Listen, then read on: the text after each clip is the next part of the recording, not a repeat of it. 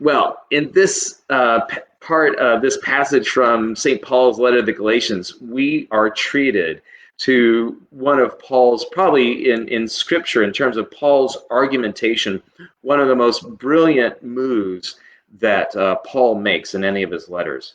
And so here's what he does in this section that we read. So, and it's the truly radical reinterpretation of the identity of Israel as God's people that Paul makes.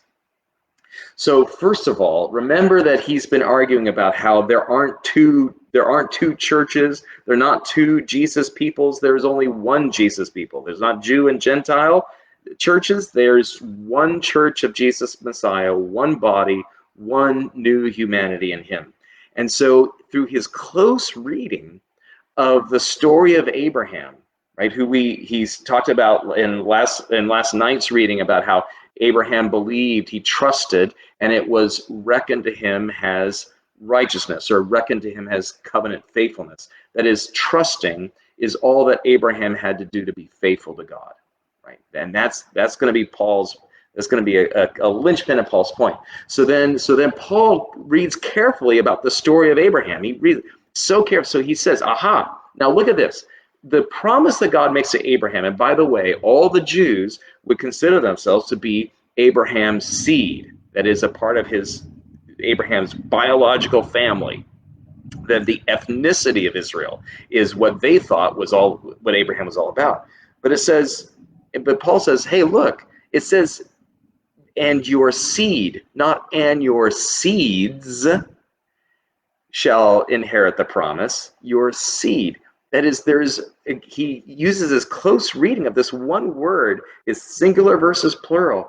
But the fact that word is, the promise comes to Abraham in seed singular, means that there is only one family in Jesus.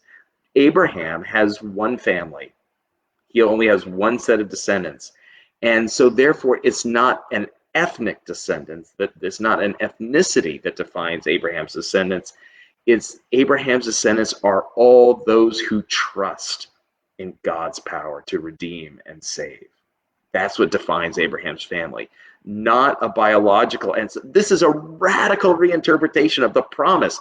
And so, and then he undermines the basis of Jewish ethnic superiority in his context by saying, now listen, we all know that once a will has been given, you can't add to it or subtract from it. It stands once a will has been attested.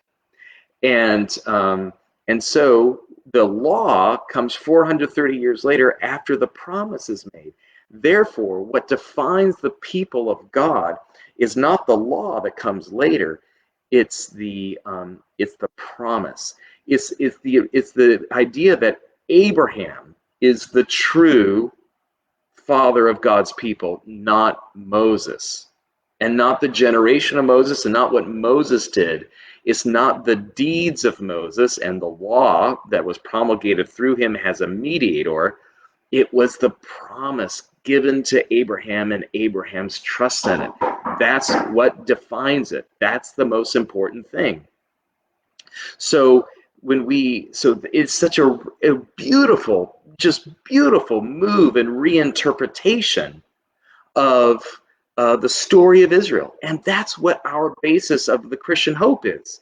Our basis of Christian hope is the fact that all of us who trust are a part of God's people. All who trust God are a part of God's people. And that in Jesus and in the new humanity that Jesus forms to us, that is what our future lay in, right? And so that is so important to us. And so it's just a brilliant move for Paul, and it's something that I want to raise up to you as just a treasure of the letter to the Galatians. A reading from St. Paul's letter to the Galatians. Brothers and sisters, I give an example from daily life. Once a person's will has been ratified, no one adds to it or annuls it. Now the promises were made to Abraham and to his seed. It does not say, and to seeds, as of many, but it says, and to your seed, that is, to one person, who is Christ. My point is this: the law, which came 430 years later, does not annul a covenant previously ratified by God so as to nullify the promise. For if the inheritance comes from the law, it no longer comes from the promise. But God granted it to Abraham through the promise. Why then the law? It was added because of transgressions, until the seed would come to whom the promise had been made, and it was ordained through angels by a mediator. Now, a mediator involves more than one party, but God is one. Is the law then opposed to the promises of God? Certainly not. For if a law had been given that could make alive, then righteousness would indeed come through the law. But the Scripture has imprisoned all things under the power of sin, so that what was promised through faith in Jesus Christ might be given to those who trust.